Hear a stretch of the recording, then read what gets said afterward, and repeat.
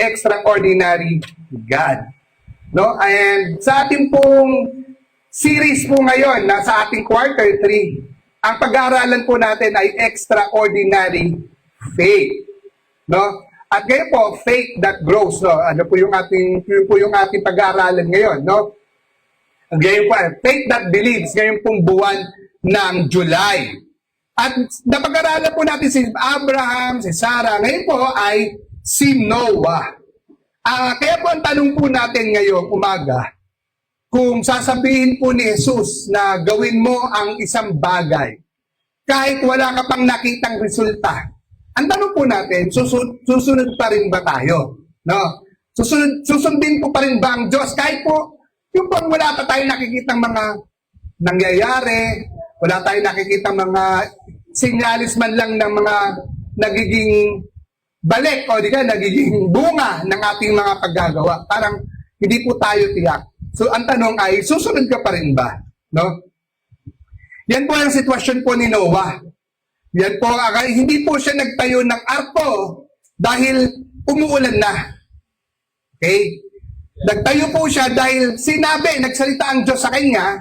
Isipin niyo po, no, kung may kapitbahay po tayo na nagtatayo ng malaking barko sa taas po ng Antipolo, malamang, unang tanong natin, oy, may permit ka ba? Pero si Noah, mas pinili niya pong sumunod sa Diyos kaysa matuwa o tanggapin ito ng tao. So ngayon po linggong ito, no? Pag-uusapan po natin, no, na si Noah. Madalas po kasi, pag po si Noah ang pinag-uusapan, naiisip po ng tao, mga hayop, yung rainbow, yung arko, no? Pero ang kwento po niya ay hindi po nang tungkol sa pananampalatayang. Ang kanya, bilang po yan, ang kwento po kasi niya ay tungkol po sa pananampalatayang may pagsunod. Ayan. Ito ang kwento ng isang taong sumunod sa Diyos, kahit po wala po siyang nakikitang mga ebidensya o dahilan para maniwala siya. Kasi minsan, ganun tayo no? Parang, kahit dito sa church natin, may paggagawa. Parang hindi mo nakikita ang sarili mo na magagawa mo. Parang gusto mo muna, mapatunayan muna sa sarili mo na kaya mo bago mo gawin. Yes. I-train mo muna ako, pastor, turuan. Di ba maganon? So, si Noah, hindi po ganon. So, sumunod po siya kahit wala po siyang nakitang dahilan para maniwala. Noah built because God spoke. Nagtayo siya ng arko kasi nangusap ang Diyos sa kanya. Hindi dahil nakita niya yung resulta na sinasabi ng Diyos. Ay, oo nga, totoo nga. Bago siya. Hindi po. Hindi dahil naintindihan niya ang lahat. Actually, hindi niya po naintindihan. Kundi dahil nagsalita ang Diyos. Kaya ang pamagat po ng ating pong, dito pala siya. Yan. Noah, build it anyway. Yan po ang pamagat, no? So, yung pong ating pong pag-aaralan, ang pinaka-main po natin na idea ay faith obeys even when it doesn't make sense. So parang hindi naman yata totoo, parang hirap gawin, no? So yun po siya. So tandaan po natin, si Noah nagtayo na arko because God spoke. Ang context po, ang ating pong pag-aaralan ngayon ay nasa Hebrews 11 verse 7. Basahin ko po muna sa inyo. Dahil sa pananampalataya, pinakinggan ni Noe ang babala ng Diyos tungkol sa mga bagay na mangyayari, ngunit hindi pa niya nakikita. Gumawa siya ng isang malaking barko upang siya at ang kanyang pamilya ay maligtas. So sa pamamagitan nito ay mahakatulan ang sanlibutan. Ngunit si Noe ay ibinilang ng Diyos na matuwid dahil sa kanyang pananampalataya sa Diyos. Okay. Bago po natin balikan ang si Noah, kailangan po muna natin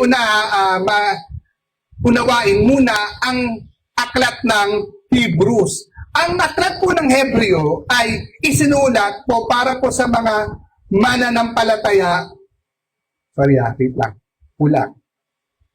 Yung pong Hebrews na yan, no, sinulat po yan para po sa mga mananampalatayang Hudyo na nakakaranas po ng matinding pag-uusig. Remember, marami po sa panahon na to, no, hindi naniniwala kay Jesus. Sa turo ni Jesus. Kaya po lahat ng mga nananampalataya kay Jesus, kasi nga kinikilala nila si Jesus ay kontra sa pananampalatayang Hudyo. Nagagets po ba natin? Remember that, natandaan natin, di ba? Na dahil po doon, ang mga mananampalataya ay inuusig. They are persecuted, no? Talagang inaano sila, binubuli sila para madali natin maintindihan, no? Dahil nga, binubuli sila dahil iba ang kanila pananampalataya, sumusunod sila kay Jesus. So, marami po sa kanila gusto nang bumalik sa lumang sistema, sa lumang pamamaraan, sa lumang relihiyon. Siyempre, mas madali kaysa naman mahirapan ang buhay ko, di balik na lang ako sa dati. So, mas ligtas, mas tanggap ng lipunan, kaysa paulit-ulit po na pinapakita ng akda na dito po sa Hebrews chapter 11, ito po ang tatawag na, sabi ko nun sa linggo, ito po yung faith chapter. Dito kasi yung kumbaga showcase, no? Para kang nagpunta ng gallery, pupunta ka ng kotse, bibili ka ng kotse, andyan lahat ng model. Parang showroom, yan. So dito po ay pina-showcase lahat ng mga example ng mga nanampalataya kay Yahweh. Okay, dyan po yung chapter 11 na yan. Kasi nga, gusto nila ipakita ng writer na to, yung author na to, no, na mga halimbawa na nanatiling nanampalataya sa kabila ng lahat. At isa po doon ay si Noe. Kasi pinakita doon na si Jesus ang higit sa lahat. Mas dakila siya kaysa anghel, mas dakila siya kay Moses, kaysa mga pare, kaysa sa mga lumang tipan. At pagdating po ng Hebrews chapter 11, yun nga, nagbigay po siya ng mga example, no? Halimbawa ng mga taong nagpatuloy po sa pananampalataya. Hindi po dahil perpekto sila, pero nagtapat sila sa Diyos. Isa sa kanila ay si Noe. O, balikan po natin yung po yung Hebrews 11. So, matatagpuan natin ang storya ni Noah sa Genesis chapter 6 to 9. Balikan natin yung panahon ni Noah. So, sa panahon ni Noah, ang Genesis 6 ay nagpapakita po ng halos lubog na sa kasamaan ang tao. Okay? Lumaganap po ang karahasan. Sa panahon po na yan, remember, dahil sa pagbagsak ng tao sa kasalanan ni Adan at Eva, hindi po yun nanatiling ganun na lang ang kasalanan. Lumala ng lumala. Dahil wala nga kaisipan, walang katuruan, walang pasanglang alam sa batas ng Diyos, wala pa yung lahat.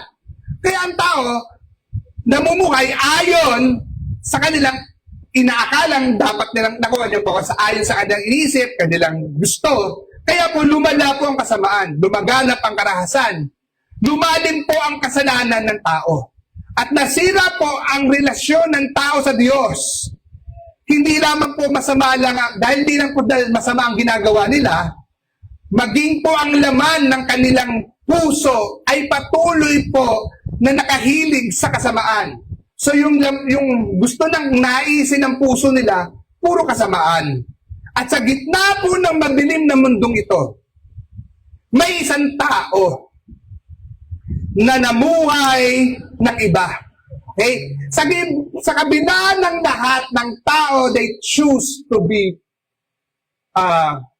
unrighteous. May isang taong piniling maging matuwid. Okay?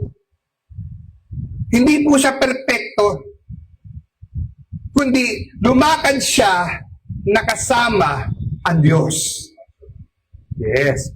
Napakahalaga po ng kasaysayan ng pagtubos sa buhay po ni Noah. Kasi pagkatapos po ng baha, nagsimula ang panibagong yugto ng kasaysayan ng kasakatauhan.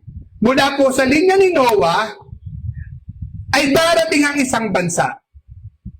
Kasi po, yan po ang lahi ni Abraham. Diyan nagmula si Abraham kay Noah. Nakuha nyo? Then kay Abraham, nandoon sumilang ang Israel. At dahil sa bayang ito, sa bansang ito, pinanganak ang ating tagapagligtas. Hindi, nakuha niyo po ba ako? Kaya po ang kwento ni Noah ay hindi hiwalay sa mabuting balita ng kaligtasan. Isa itong mahalagang bahagi ng plano ng Diyos. Nakuha po ba natin lahat? Kaya po, dahil gusto po ng Diyos magpadala sa atin ang tagapagligtas na si Jesus. Kaya po itong Hebrews chapter 11, pansinin po natin, may 4 pong mahalagang kilos si Noah dyan. Binigyan din ng may akda. Una, makita po natin dyan, binalaan ng Diyos ang tao. Ang lahat nagsisimula sa Diyos. Okay? Hindi po si Noah ang nagpasimula ng pagbabago. Ang Diyos ang unang nagsalita. Okay? Laging, tandaan po natin, laging nauna ang biyaya ng Diyos bago ang pagsunod ng tao. Okay? Nakuha po ba natin? Biyaya muna ng Diyos. Yung biyaya, yung kabutihang loob ng Diyos. Kaya tayo sumusunod, hindi dahil kaya natin. Kaya ka sumusunod dahil nakita mo yung kabutihang loob ng Diyos sa buhay mo. Kaya yun po yung tinatawag nating biyaya. Kasi nga hindi mo kaya, wala kang alam, pero pinili ka ng Diyos. Can you say amen to that? Kaya po ang pangalawa, nanampalataya si Noah. Si Noe. Noah believed. Okay? Sa original po na diwa ng talata, yung pong ang pananampalataya na to ni Noah ay bunga po ng paggalang at banal na pagkatakot sa Diyos. Nakuha natin. Yung kanyang pananampalataya, dahil naniwala, ngayon yung pong naniwala siya sa Diyos, bunga po yun ng kanyang paggalang. Okay? Yung pong kanyang pagkatakot sa Diyos. Yung pong pagkatakot sa Diyos, hindi po yung nakakatakot ang Diyos. Yung pong banal na takot sa Diyos. Ano yung ibig sabihin ng banal na takot? Ibig sabihin nun, dahil ayaw mo magalit ang Diyos sa'yo. Ginagalang mo siya. Naku, parang tatay, parang magulang, parang asawa. Tama ba ko? Hindi ka gagawa ng ayaw ng asawa mo, hindi dahil nakakatakot yung asawa mo, kundi dahil nire-respeto mo yung ayaw at gusto niya. Yun po yung banal na takot.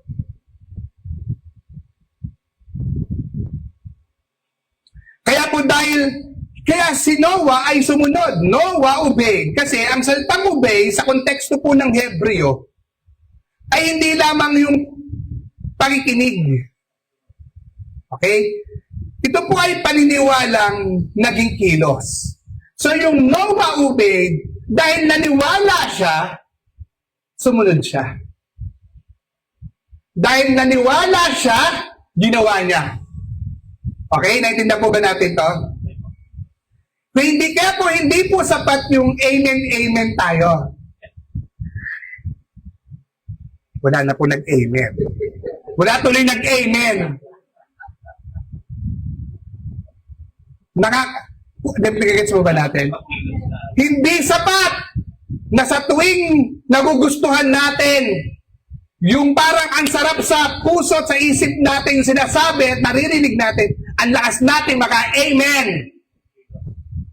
Paglabas, walang nagbago. So yung isasabing Noah obeyed, higit po pag-amen yan, kundi ginawa ni Yahweh. Naintindihan po ba natin? So God saved, nagligtas ang Panginoon, hindi ang arko ang tunay na tagapagligtas. Hindi po naligtas ang pamilya ni Noah at ang mga hayop dahil sa arko. Yun po ay dahil sa Panginoon. Ang Diyos po ang nagligtas sa kanyang pamilya. Ang arko po ay instrumento lamang. Okay? Naging kasangkapan ng Diyos. Okay? At ang arko po ay larawan na mas dakilang kaligtasan. So yung ark, if we look at the ark, yan po ay isang picture ng parang isang pinalalarawan sa atin ang pinakamalaking kaganapan ng kaligtasan. So dito po, parang ipinapakita na, parang, alam nyo yun, dinadramatize na. Kaya po yung mga tao ng panahon na to, ayaw po nilang maniwala. So for how, hindi naman po sinabi ng Bible yung exact, that according to the Bible scholars, it could be 120 years bago umulan. Yes. It took, sabi ng Bible scholars, parang it can be 50 years, it can be, pero hindi pwedeng isang linggo lang. Hindi isang buwan. No. It happened later pa. Sobrang tagal pa bago nangyari yung sinasabing tag-ulan. Kaya isipin nyo, araw-araw, dadaan yung mga tao doon. Nakikita yung, nagtatayo pa lang, nagtatawanan ng lahat. Kasi, never pa sila nakaranas ng ulan. Never pa sila nakakita o nakaranas ng baha. Bundok po kasi yun. So, anong baha? Ano daw, ewan ko ba? Naiintindihan niyo pa ba? So, kung kayo po, lalo na panahon na, wala namang aral ang tao. Napakapayak ng Nakinuha niyo po ako?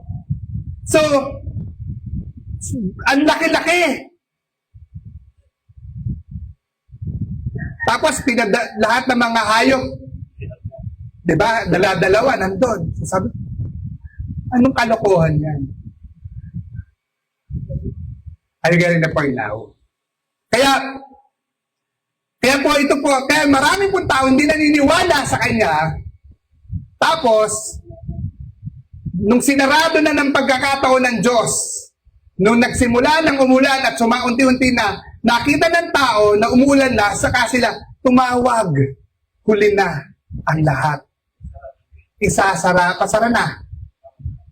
Nung pumatak na yung sabing ulan, saka sila nagtakbuhan, naalala, ay, arko, takbo na tayo, bato na tayo, sinasabi ni Noah. Wala na. Parang ganito po ang mangyayari sa maraming pong tao. The Lord is giving us an opportunity. Alam niyo po ako, binibigyan na tayong pagkakataon. So, do not waste this time. Kaya po, meron po tayong tatlong aksyon na ginagawa ng pananampalataya. Una po, faith hears before it sees.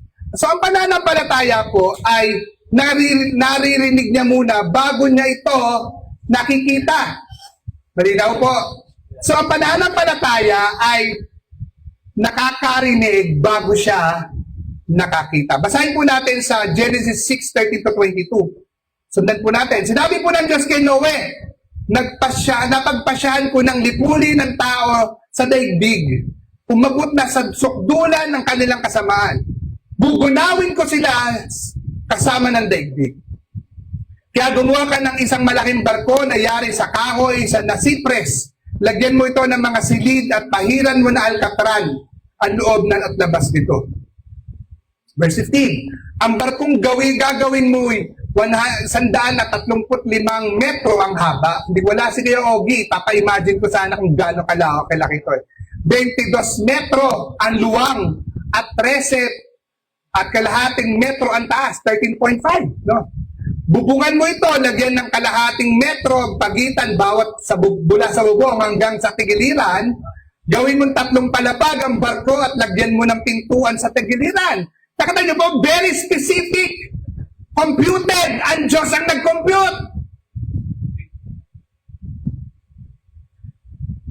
papalubugin ko sa tubig ang buong daigdig at malilipol ang lahat ng may baha sa lahat kabalat ng lupa. Ngunit ako'y gagawa ng kasunduan natin. Isama mo ang iyong asawa at mga anak, lalaki, pati mga asawa nila, at pumasok kayo sa barko. Magsasakay ka lang ng isang lalaki at isang babae, bawat uri ng hayop, ibon upang magpatuloy ang lahi nila. Magsakay ka rin ng mga ting-iisang pares ang bawat uri ng ibon at hayop na mga gumagapang sa lupa upang magpatuloy rin sila ang lamang lahi ng mga ito. Maglaan ka ng lahat ng uri ng pagkain para sa inyo at sa kanila. At ginawa nga ni Noe ang lahat.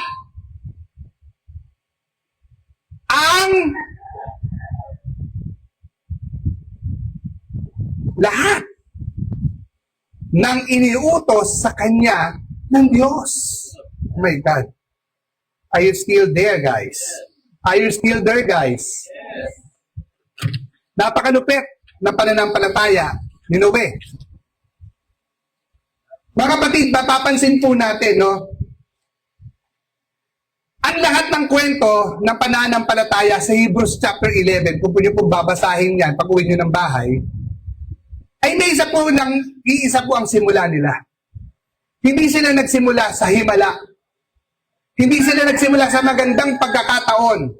Hindi sila nagsimula sa resulta. Ang lahat na yon nagsimula sa salitang lahat sila ay nagsalita ang Diyos sa kanila. Nangusap ang Diyos sa kanila. Ganon din po kay Noe. Bago nagkaroon po ng arko, may salita muna ang Diyos. Ganon, may babala muna ang Diyos bago nagkaroon ng kaligtasan. May pagtawag muna ang Diyos at hanggang ngayon, ganon pa rin po kumikilos ang Diyos. Hindi muna siya nagpapakita ng resulta. Hindi po niya ipapakita muna ang impyerno, ang langit. Hello? Yes. Nauuna ang kanyang salita. Kaya po sa Genesis chapter 6 po, nakita po natin, no? Isang mundong halos wala na pong puwang para sa Diyos. Puno ng puno ng katiwalian, puno ng korupsyon, puno ng flood control, puno ng insertion. Madaling salita, para sa kanila, normal lang ang kasalanan. Pag gumawa ng kamalian, it's just a normal thing. Okay lang yan, pareho lahat naman tayo. Ganun po. Kaya maraming nadadali. Kapag po tayo ay puro ang kasama natin, puro ganun ang ginagawa, yung mali ay nagmumukha ng parang okay lang. Tama lang. Kasi po bakit? Kapag po yung mga, parang ngayon po, di po ba? Pag nagsisinungaling yung politiko, ay, di na bago yan. Kapag may korupsyon, ay, sanay na kami dyan. Kapag may hiwalayan, normal lang yan. Kapag may immorality, wala nang nasasaktan. Kapag, kaya po alam niyo po, unti-unti binabago ng mundo ang ating pong mga pananaw. Kaya di po ba, pag mayroon po nagpapalaglag, sasabihin ng tao, ano yun karapatan, parang it's human protection.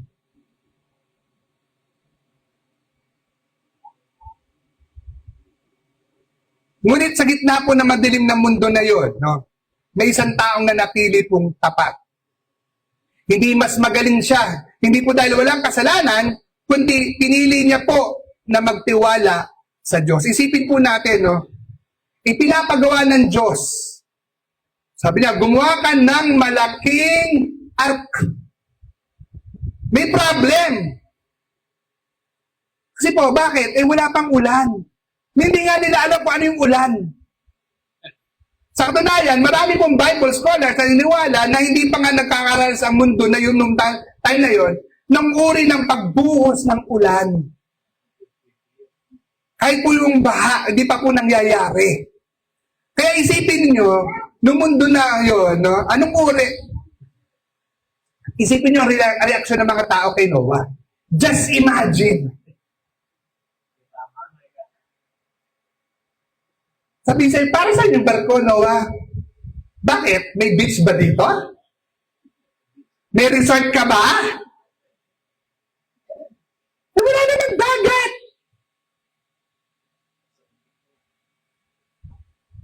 Kung ngayon nangyari yan, siguro magpo-post ka agad sa Facebook. Pray for Kuya Noah. O baka isipin natin, uy, baka naka ang account ni Kuya Noah. Lumabas naman ng AI nakita. Ayan, lumabas na naman ng AI generated. Baka sa panahon natin, ay AI yan. Pero si Noah, hindi niya kailangan ipaliwanag kahit kanino. Ang mahalaga sa kanya, nagsalita ang Diyos sa kanya. Kaya mga kapatid, marami pong pagkakataon, ganun din po ang buhay natin. Minsan sasabihin ng Diyos, patawarin mo ang kapatid mo. Pero hindi pa, Pastor, hindi pa humihingi ng tawad eh. Sabi ng Diyos sa'yo, magtapat ka. Lahat naman ang daraya eh. Magbigay ka. Kasi Pastor, kulang naman ang budget ko. Maglingkod ka. Kahit walang pumapalakpak. Kapag ganito po ang sitwasyon, doon po kasi nasusukat ang pananampalataya. Yes. Pag nakita mo yung kakulangan, pag nakita mo yung hindi mo kaya, nakita mo yung hindi mo magagawa, pero tumuloy ka, yun ang pananampalataya. Dito po natin nakikita ang kagandahan ng Ebanghelyo, yung mabuting balita. Si Noah ay sumunod sa utos ng Diyos. Ngunit si Jesus, ang perfectong sumunod. Sinabi ni Jesus, ang pagkain ko ay gawin ang kalooban na nagsugo sa akin. Si Noah, nagtayo po ng arko para sa kaligtasan at ng kanyang pamilya. Si Jesus naman ay nag-alay ng kanyang sarili upang magkaroon ng kaligtasan ang lahat ng sumasampalataya sa kanya. So hindi tayo tinawag basta humama kay Noah, tinawag po tayo lahat para sumunod kay Jesus. Hindi lamang po narinig ng salita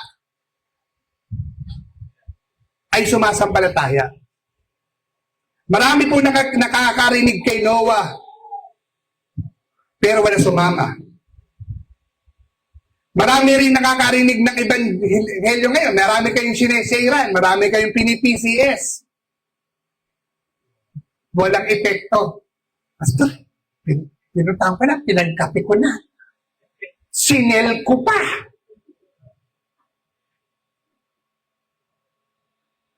Wa-effect, Pastor.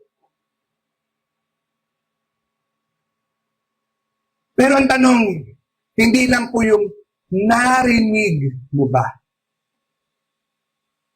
Ang tanong, sumunod ka ba?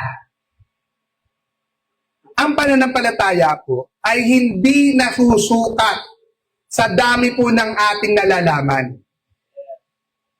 Nasusukat po sa lalim ng ating pagsunod.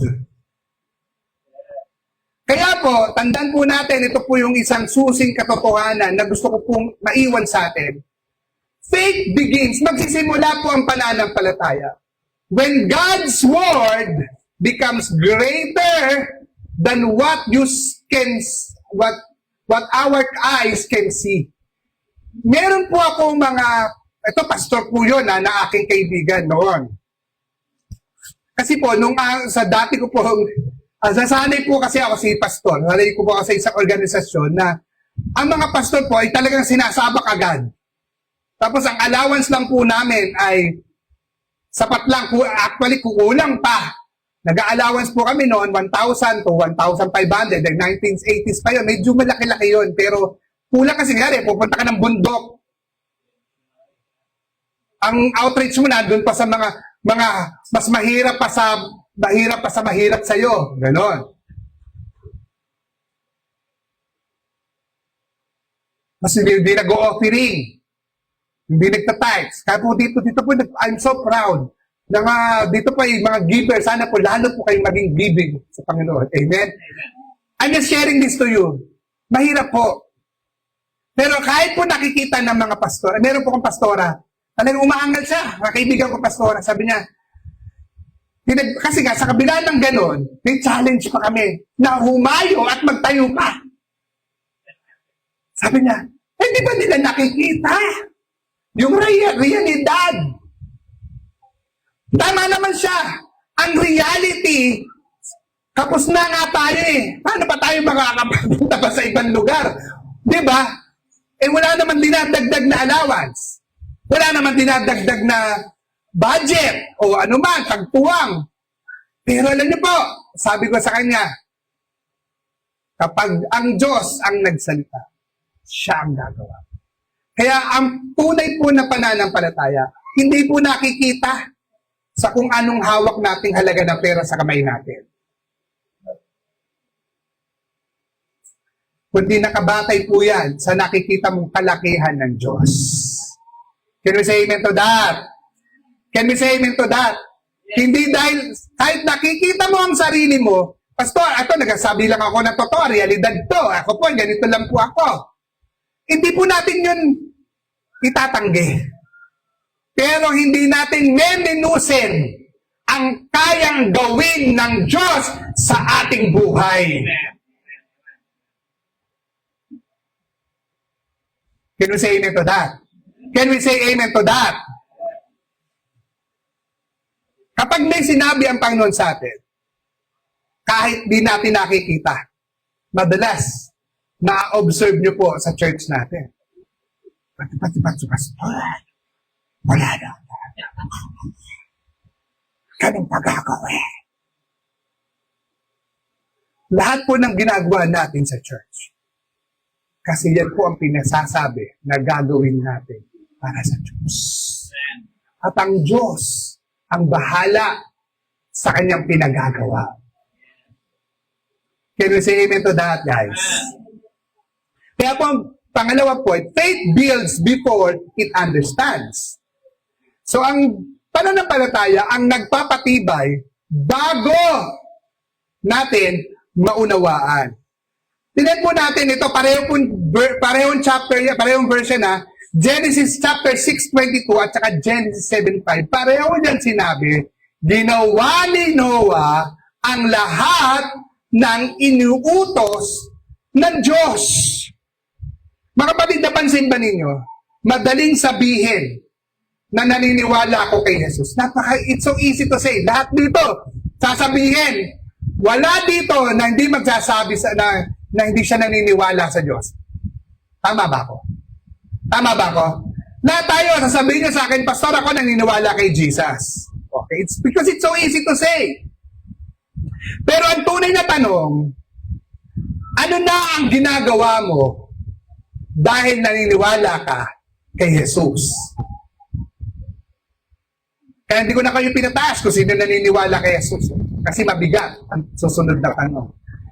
Sa yung napaniniwala na yan kay Jesus, ano na ang ginagawa mo para sa Kanya dahil naniniwala ka sa Kanya?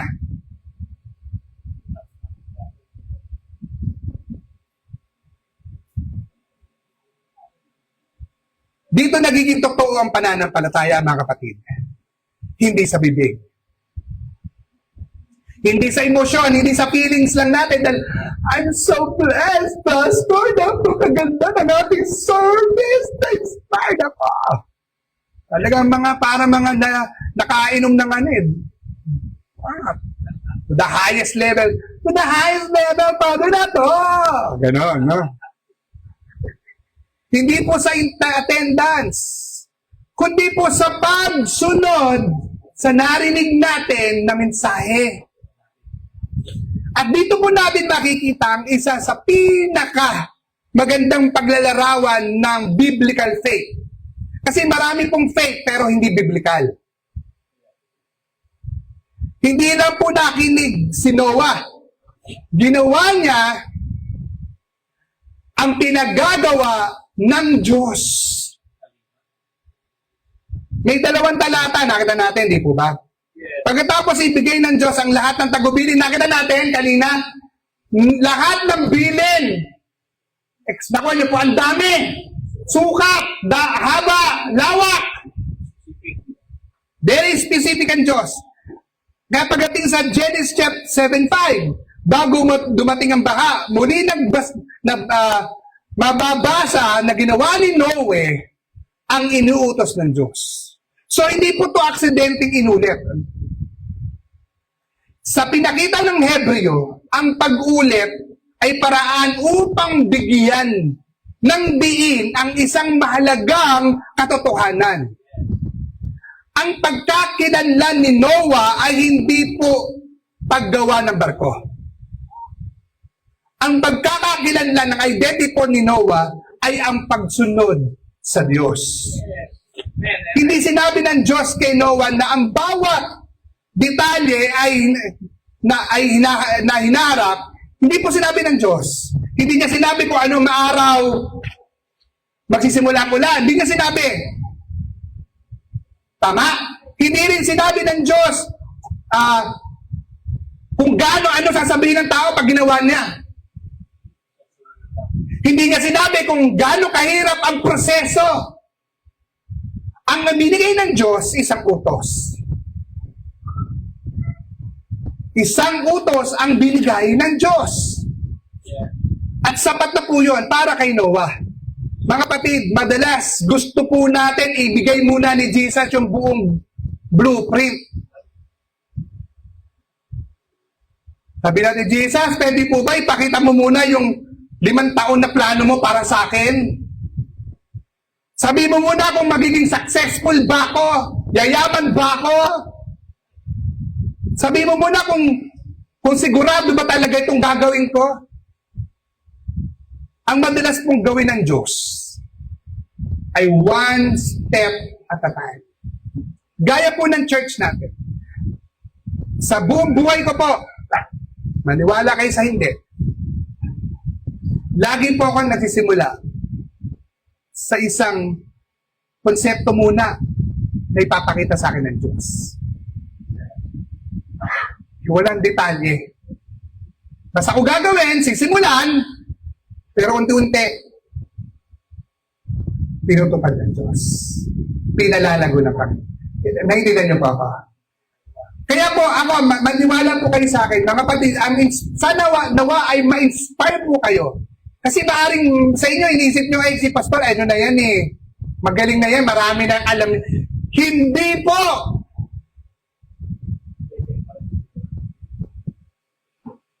Nakuha niyo po ba ako ibig sabihin?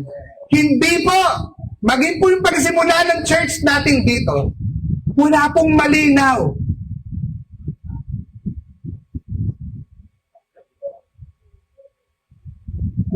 Nung nakakita lang ako ng Lord, mukhang eto na parang ginusto mo nang gawin church. Kaya doon ako nanghingi na sa Kanya ng instruction. And napakalawak. Vague. Yung mga detalye, ano ituturo, ano ilalaman, wala pa.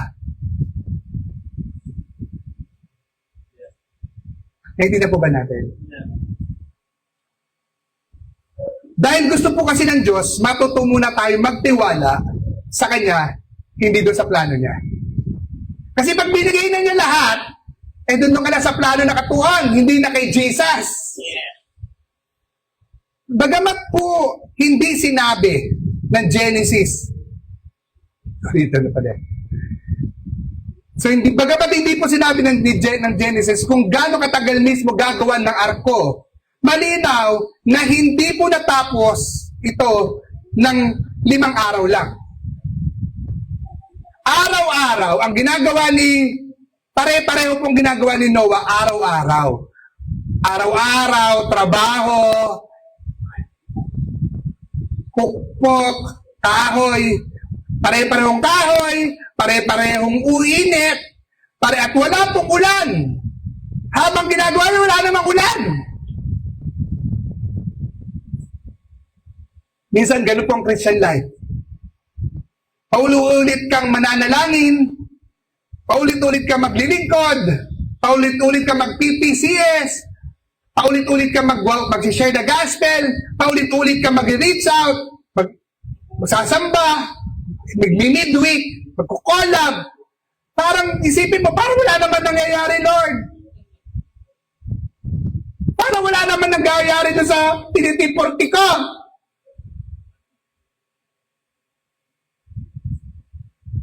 Hindi pa rin kumikilos. Hindi pa rin na nag-reach out. Ako pa rin, Pastor. Ako pa rin, Lord. Ano nyo, kapatid? Kahit paulit-ulit tayo nagdi-disciple, kahit paulit-ulit tayo nag-iimbita, kahit pala po nangyayari, tandaan po natin, hindi nasusukat ang katapatan sa bilis ng resulta. Ulitin ko, hindi nasusukat ang katapatan sa bilis ng resulta ng iyong ginagawa. Nasusukat po ang katapatan ng ating pananampalataya sa patuloy-tuloy nating pagsunod. Nasa kabila ng lahat na walang nangyayari, tumutuloy ka pa rin. Hindi ka sumusuko sa Diyos. Kumakapit ka pa rin dun sa tawag mo sa Panginoon. Kaya hindi po sa Pastor, tatapin lang tayo eh. Whether we become, alam niyo pa, maniwala kayo sa hindi. Yung pong church natin dyan sa Pladoy, we started, mga 50 kaming tao. Dami, makibata. After how many years, naging 5 na lang nanay. Umunti kami. For many reasons. Nag-alisan, tumigil, 5. Pero sabi ko doon sa 5 nanay na yun, hindi ko kayo nakikita 5 nanay. 5 churches ang nakikita ko sa inyo. Nagpatuloy kami. And after 14 years anniversary, 12 years anniversary, muling nagbunga ang gawain. Nagkaroon kami 3 pastor. Naintindihan po ba natin? Naintindihan niyo po ba sabihin? Kaya di po nasutukat yan sa bilang, sa dami, kundi sa pagpapatuloy mo sa Panginoon. Kaya mga kapatid, no, mga leaders, mga lingkod ng Panginoon, mga gumagawa para sa Diyos, minsan para nakakapagod na. Totoo lang, kahit din po si Pastor. Kahit ako, kapagod. Isip ko, nakakapagod.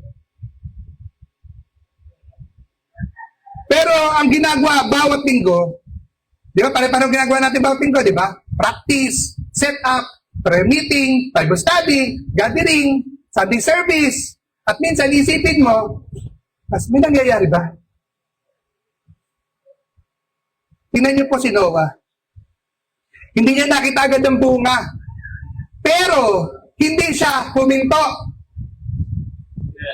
Dahil ang sukatan ng Diyos, hindi po popularity. Hindi kasikatan. Hindi po numbers. Hindi dami ng likes. Hindi dami ng views. Faithfulness. Ito po ang sinabi ni Jesus. Ang maliliit na pinagkatiwala sa atin at tayo po'y naging tapat ay papagkakatiwalaan sa malaking bagay. Hindi po sinabi ang pinakasikat ang mas pagkakatiwalaan. Hindi sinabi ang pinakamaraming mga na-disciple, kundi ang naging tapat sa maliit ang siyang mapagkakatiwalaan sa mas malaking bagay. At dito po lalo natin makikita ang kagandahan ng Panginoon, Jesus. Hindi lamang siya nagturo na sumunod o pagsunod. Kasi po, siya po mismo ay namuhay nito. Mula ng kanyang nagkatawang tao po ang Panginoon, hanggang dun po sa krus, patuloy siyang sumunod sa kalooban ng Diyos Ama. Sa hardin ng Getsemani, alam niyang haharap siya sa matindi pong paghihirap. Ngunit pinili po ng Panginoong Yesus ang pagsunod sa kamatayan, hanggang kamatayan. Ang ating kaligtasan ay bunga ng perpektong pagsunod ni Kristo. Kaya kapag tayo po ay sumusunod ngayon, hindi tayo sumusunod upang maligtas. Sumusunod po tayo dahil tayo ay ligtas na. Ano po ang pinagagawa sa atin ni Jesus ngayon? Na paulit-ulit na at nakakapagod. Patuloy po tayong nananalangin para sa anak. Patuloy tayong nananalangin para sa ating asawa. Patuloy po tayong nagde-disciple kahit parang kakaunti lang naman. Dadalawa lang ang naman. Isa pa, isa-isa pa. One-on-one pa kami. Patuloy ang naging tapat sa trabaho kahit walang nakakakita. Patuloy na umiiwas sa kasalanan kahit ikaw lang ang gumagawa nito. Huwag ka pong huminto, mga kapatid. Hindi pa tapos ang Diyos. May mga arko tayo sa buhay na hindi pa po natatapos. Hindi po kayang tapusin ng isang araw. May mga plano ang Diyos na nangangailangan ng mahabang katapatan. Kaya po, guys, faith keeps building even when feelings grow tired. Kaya po yung pananampalataya ang magpapatibay sa atin, sa ating paglakad, sa ating pagsunod, sa ating pagharap sa problema. Tayo po ay titibay dahil lamang po sa pananampalataya sa Diyos. Panghinaan man tayo ng loob, sabihin man ng ating nakikita na wala ng pag-asa, ang pananampalataya natin dapat sa Diyos ay hindi mababawasan. Bagkus lalo itong mag-uumapaw dahil alam natin ang Diyos natin ay makayang Diyos.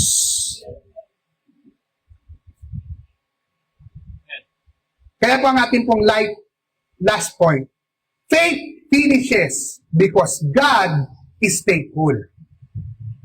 God always fulfills what He promised. Kung ano yung pinangako ng Diyos, tutuparin ng Diyos. Mga kapatid, pagkatapos po kasi na mahabang panahon ng paghihintay, pagkatapos na maraming pataon ng pagtatrabaho ni Noe, pagkatapos ng pangungutya, pagkatapos ng pagsunod, dumating din po ang araw na sinabi ng Diyos, pumasok kayo sa arko. At nang dumating po yung baha, napatunayan, hindi nagkamali si Noe sa pagtitiwala sa Diyos. Hindi dahil magaling si Noe, kundi dahil tapat ang Diyos. Sabi po sa Exodus 8:1, hindi nawaglit sa isipan ng Diyos si Noe at sa lahat ng hayop na kasama niya sa malaking barko. Kaya pinaihip niya ang hangin at nagsimulang humupa ang tubig. Kapag binasa natin itong Genesis chapter 8 na to, mga kapatid, simple po ang pangungusap na napakalalim ang kahulugan. Sabi doon, no, hindi nawaglit sa isipan ng Diyos si Noe. Hindi po yung sabihin na nakalimutan siya ng Diyos. Sa lumang tipan, kapag sinabing hindi nawaglit sa kanyang isipan, sa in English, remember, God remember. No? Yun po sa Hebreo ay as zakar. No? O zakar na.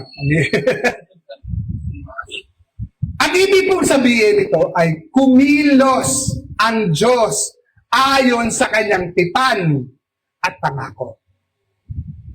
Yung word na remember your promises, oh God. Ano yung ibig sabihin? Ibig po sabihin po nung remember. Ang ibig sabihin nun, kumilos ang Diyos. God acted upon what He promised. Kapag inaalala ng Diyos ang kanyang bayan, kapag God remembers His people, hindi lang po siya nag-iisip, Hindi ka tulad dati, pag naalala, di ba pag sabing naalala, remember, di ba, nare-remember ko. Parang umiikot lang sa isipan natin. Tama po ba ako? Sa Bible po, hindi po ganun ang ibig sabihin. Kapag nagbasa po kayo, hindi po ganun ang meaning nun. Okay? Ang ibig pong sabihin nun, siya ay kumikilos upang tuparin ang kanyang ipinangako. So pag nabasa natin, inalala ng Diyos ang kanyang bayan, ibig sabihin, kumikilos na. Hindi ba sa nag-iisip lang? Nga pala, kamas na nga pala. Hindi po ganon. When God remember us, He's already doing His job as God. So what He promised, tinutupad na niya. May ginagawa na. Amen? Ito po magandang balita. Hindi, habang iniisip natin na tahimik ang Diyos, pag may problema tayo, kapag meron tayong kinukonsider para meron tayong hinaantay, akala natin tahimik ang Diyos. Hindi siya nakakalimot. Habang akala natin walang nangyayari, may ginagawa na ang Diyos. Ang katahimikan po ng Diyos, hindi lang po, ay hindi lang po nangangahulugang wala siyang ginagawa. Madalas, tahimik siyang kumikilos. Pagkatapos sumupa ang baha, ang unang ginawa ni Noah ay hindi po magtayo ng bahay. Hindi siya nag-celebrate. Yes! Let's celebrate! We're free! Woo! Hindi siya nagreklamo. Ang tagal naman. Alam niyo po ba? 40 days and 40 nights ang rain. It took them 150 years bago sila nakababa. Ang tagal. Sipin nyo? Klaro e recto? Kaya po, ang una po niyang ginawa, sumamba siya sa Diyos. Napakahalaga nito. Ang tunay po ng pananampalataya ay hindi lamang marunong humingi. Kapatid, tayo po mga mananampalataya, hindi lang po tayo dapat natututong humingi sa Lord. Marunong po dapat tayong sumamba. Hindi lamang po tayo lumalapit sa Diyos pag may problema. Lumalapit tayo kapag natupad na ang pinanalangin natin. Pagkatapos po nito, gumawa po ang Diyos, may ginawa ang Diyos na tipan, yung covenant, no? Nakipagkasundo ang Diyos kay Noah. So, ang tawag natin, Noahic covenant. Merong pangako ang Diyos kay Noah. Naglagay siya ng baghari. Kaya, medyo disappointed ako ngayon sa panahon natin ngayon. Iba na meaning ng rainbow. Pride na. Oh my God.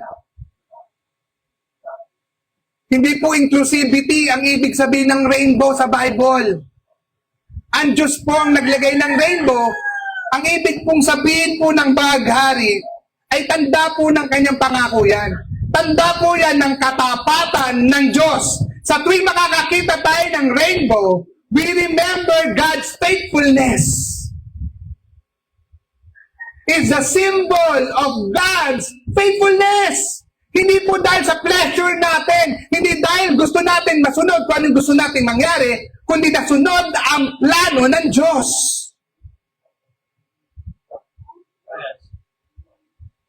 Ang baghari po ay simbolo ng kaputi, hindi po kaputihan ng tao yan. Hindi simbolo ng, hindi rin po simbolo ito ng lakas ni Noah. Ito po ay simbolo ng katapatan ng Diyos. Sa tuwing makakakita po tayo ng Israel na baghari, maaalala po nila na tinupad po ng Diyos ang kanyang pangako.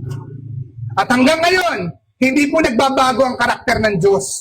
Kung siya'y tapat noon, tapat siya ngayon, at magiging mananatiling tapat magpakailanman. Okay? Kaya po ngayon, dito nagiging mapakaganda yung kwento. Yung arko, hindi lang po yun ang dulo ng kwento. Isa lamang po itong picture Okay? Ang arko ay pansamantalang kaligtasan ng tao. Si Jesus ang walang hanggang kaligtasan. Sa panahon po ni Noah, may isang daan patungo sa kaligtasan. Yun po ay sa pamamagitan ng pagpasok sa arko. Sa panahon natin ngayon, mga kapatid, mga kabataan, mga nasa bahay, nasa online, kung nasan man po kayo ngayon, may isang tagapagligtas ang tao. Yan po ay si Hesus Kristo. Hindi sinabi ni Jesus na iisa lamang.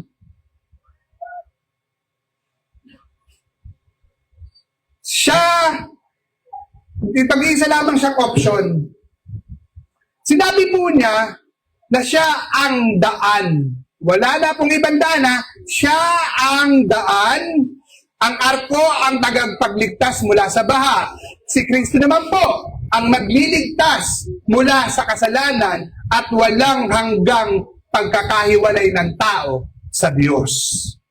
Kaya ang kwento ni Noah ay hindi naman po nagtuturo kung paano maging mabuting tao.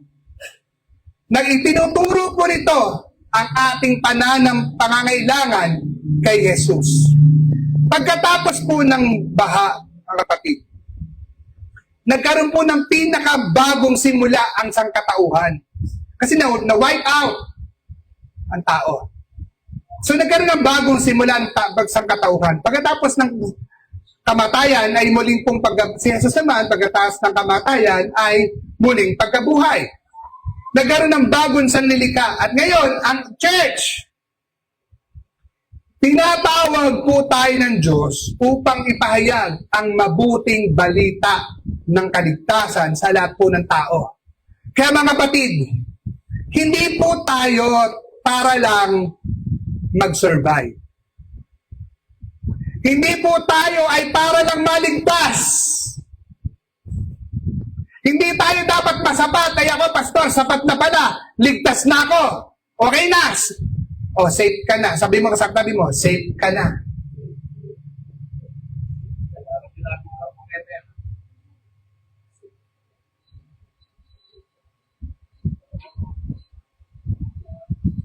Pero di naman po pagiging safe natin ang mahalaga.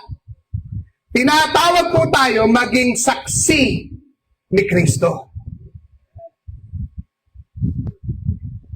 Habang si Noah ay nagtayo po ng arko upang iligtas ang kanyang kapamilya, kapitbahay, kaibigan, no? Tayo naman po, tinawag ni Jesus upang dalhin ang ating mabuting balita ng kaligtasan.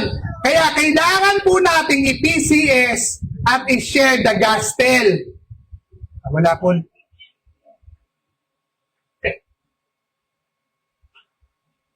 Sino po? Ang ating pong pamilya, kapitbahay, kaopisina, kaklase, ang ating pong community. Ang banal na spirito ang nagbibigay sa atin ng kapangyarihan upang gawin yung misyong ito. Sa tingin mo man, hindi mo kaya. At totoo naman, mapapatunayan natin. Pero kayang patunayan ng Diyos na magagawa mo sa pamamagitan ng banal na spirito.